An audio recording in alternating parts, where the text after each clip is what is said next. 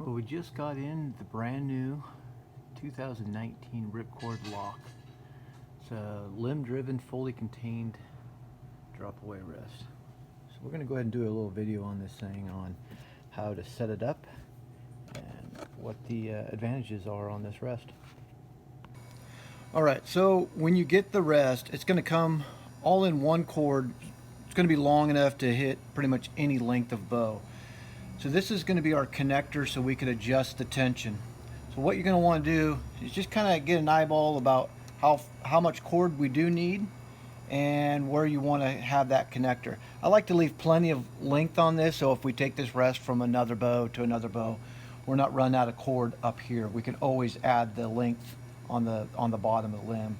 So all you're going to do is just go ahead and cut this, save this, and take this cord. All you got to do is just tie a little knot.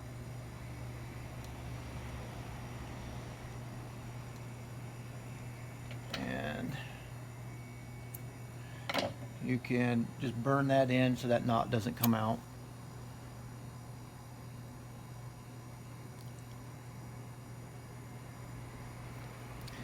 And that's going to be your stop.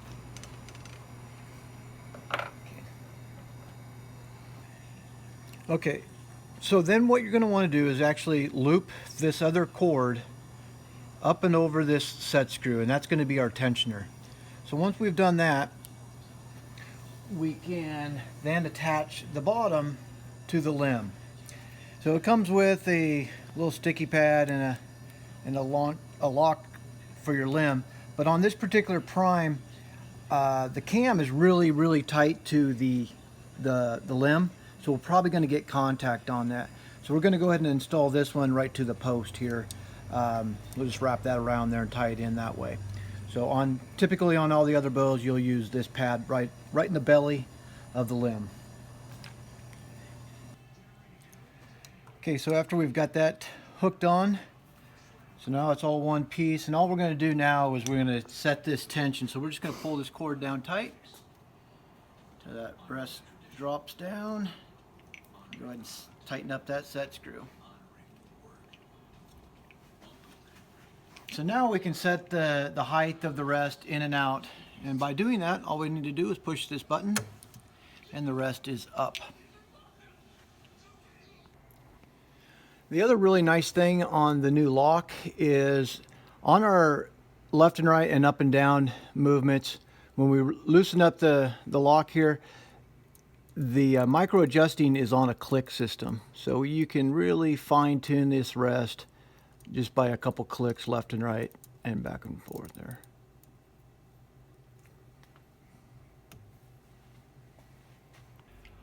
Alright, so the big thing on setting this rest up is the cord tension. You want to make sure that on that tension, when you push the button it comes up, and when we push the rest it goes down. If this cord is too tight,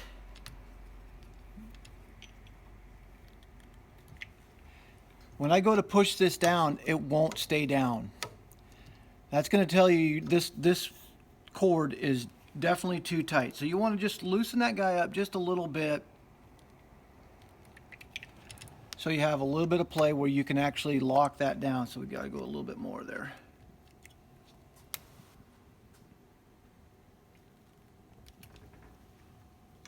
Perfect.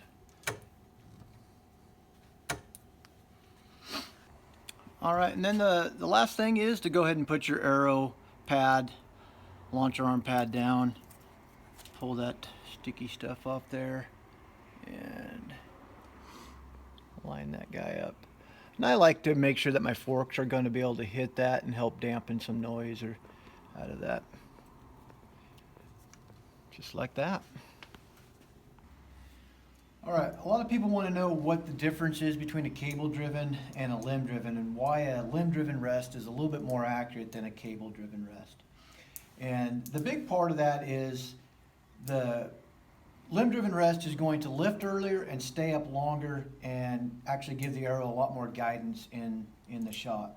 Where a cable-driven, as soon as you fire that rest is actually falling, and a lot of times most of these rests will have a break in them, but you can actually get that rest to bounce back up and get some contact because it fell way too early and we're getting a kickback. So on a limb driven, you'll notice how just in a few inches of the draw cycle, that rest is all the way up. And so when we shoot that arrow, that rest is going to stay up, stay up, stay up, stay up, and then fall right before the fletchings get there. And the real nice thing on this rest is that we can push the button, the rest locks up, fully contained, and draw back and shoot the rest. All right, we're going to go ahead and just powder test this arrow just to make sure that we're not getting any contact on it.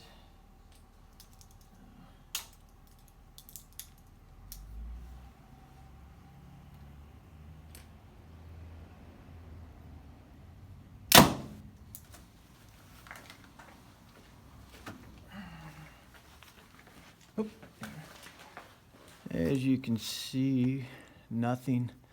So if we would have got some contact, it would have brushed all that off there.